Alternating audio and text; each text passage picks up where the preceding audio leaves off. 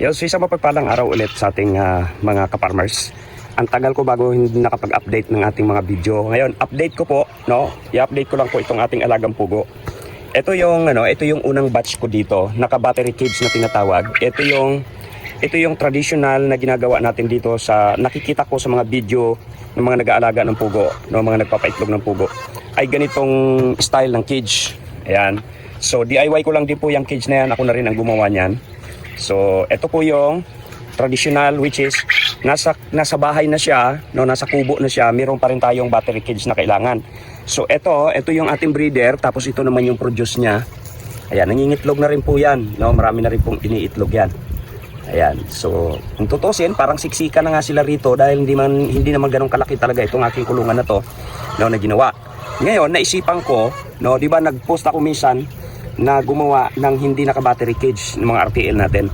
So naisipan ko ngayon na gumawa ng kumaga makatipid, no? Makatipid ako sa kulungan ng ating mga pugo na hindi na kailangan gumawa, na hindi na kailangan sa battery cage. Tara, puntahan natin. Update natin yung ginawa ko minsan, no, na kulungan. Yan. Ito naman yung ating ginawang kulungan. May na-post na ako dito minsan noon na wala pang laman. Ngayon may mga laman na po yan. Ayan na sila. So, ang katunayan nito, nangingitlog na po ito dito. Okay? So, nangingitlog na po yan. At kung makikita natin, sa gilid-gilid, may mga itlog. Ayan. Ngayon kasi hapon na, mga alas 3. So, nagsisimula na po silang mangitlog no, mga alas 3. Ang babae ko rito ay nasa 200 plus. Hindi ko na masyadong matandaan. No, breeder pa rin po ito, mga babae at lalaki. Pinagsama ko rito. Ang mga babae ko ay nasa 200 plus. No? Ang akin pong ginawa rito is 4:1. No? 4 na babae, 1 lalaki. Ngayon, nakita ko po yung advantage ng ganitong kulungan. Unang-una siyempre, ang laki po ng matitipid natin. Unang-una, kung mapapansin nyo, kubo na siya diretso, kulungan na siya diretso, wala tayong battery cage. Una na po yun, no? Nakatipid tayo sa battery cage. Pangalawa, kung makikita natin yung kaibahan ng naka-battery cage ay kailangan linisan yung mga ipot nila. Dito, mula po nung inilagay ko sila dito, magto 2 months na to, ay hindi pa po ako nagpalit ng ipa, no? Ipa po yung flooring na yan. At yan yung isang napakaganda po na advantage, kaibahan doon sa battery cage. Pangalawa, yung mga pugo natin para lang silang nasa natural habitat nila, yan, no? Mga naglulubluban yan. Yan po yung pangalawang advantage natin, no? Una, hindi ka na maglilinis ng iyong kulungan, no? Imagine mo, 2 buwan na yan dyan mahigit. Tama ba? O magdadalawang buwan, no? Magdadalawang buwan na sila rito na minsan hindi ako naglinis ng kulungan. Kita nyo naman, mababaw lang po kasi itong aking ipa, kaya abot na agad yung buhangin, lupa. Ayan, no? Kung kikita nyo, may mga bato-bato na dahil sa ginagawa nilang ganyan. Naghuhukay sila. So, nasa natural habitat lang po sila. Ano pa ang magandang, disadvantage, magandang nito, no? Nakatipid, hindi sa paglilinis, no? Ay nakabawas tayo ng trabaho. So disadvantage lang nito siguro, kapag nangingitlog sila, mamumulot ka. Ayan, mamumulot ka ng ganito. Pupulutin mo yung mga itlog, and then kung minsan natatabunan. No, kasi minsan may mga hinuhukay sila diyan, tapos kapag nangitlog na sila diyan, yung iba naman tatabunan ng ganun. So yun yung mga katulad niyan. And then ano pa disadvantage, yung ating inumin. Yan, napupuno ng ipa.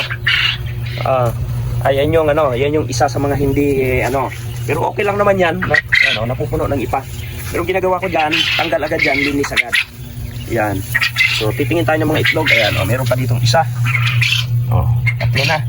Tapos ito, naglalagay po ako ng mga taguan nila sa kantuhan. Ayan, tingnan natin baka may itlog. Wala pa, pero kung minsan may itlog po yan diyan, no, hukayin lang natin itong gilid na to. So wala pa. Minsan kasi iniitlogan nila yan dyan, no? So ibalik ko lang itong kanilang taguan kasi yung iba dyan nagtatago. So ganyan lang po ginagawa ko. Tapos ikutin lang natin. Mamaya-maya pa yan magkakaroon ng marami, no? Mga bandang alas 5. Pero ang ginagawa ko, pag iniikutan ko na sa hapon na ganito, kinukuha ko na yung mga itlog. Ayun, may 2 doon. Kinukuha ko na yung itlog para hindi na matabunan. Ayan. So tingin tayo dito. Ayan, ang kanila pang pagkain napupuno ng ipa, ng palay. Yun yung sa problema. Okay? So okay lang yan kasi pinipilit naman nila eh. Hanap tayo dito sa gilid. Pero nakita ko po ang magandang nito, bintahin nito, advantage nito kisa doon sa battery cage. Dito may tatlo. Yan, may tatlo dito. Okay. So, tapos yan, nakakalipad sila. Yan, no? Yan, nakakalipad po sila dyan. Ang problema lang, no, kaya pag pinapatay ko na agad yung ceiling fan dahil baka sumabit sa ceiling fan. Okay, so tingnan natin. O yun, meron pa isa agad, oh. O, mainit-init pa. Ayan na, oh.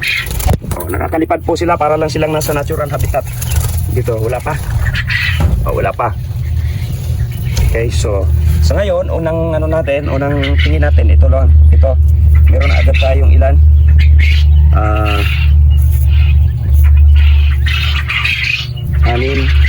Siyam, no? So, dito na lang muna ito. At least alam ko na siyam. Mamaya ako nakukunin lahat yan. Okay, so yun ang nakita ko na mas matipid, no? Mas matipid na kulungan para sa ating mga artiin na pugo. And pangalawa ay hindi ka maglilinis ng maglilinis.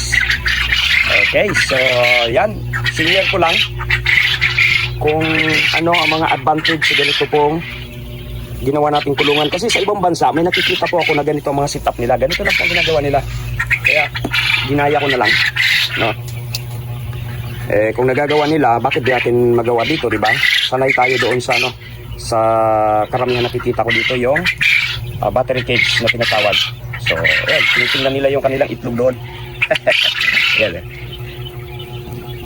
Okay, so yun lang mga kaparmers. Sana nakatulong sa ating mga yan, sa ating mga kaparmers yung ganitong setup. Kung gusto niyo itong mga ganitong setup, madali lang, no?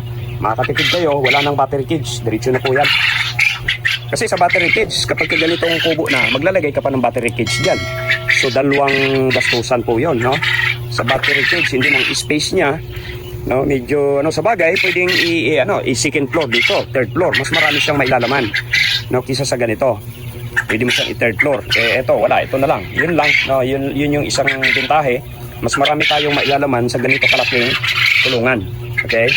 Pero kung ang budget ay lang, okay itong ganito. Yan.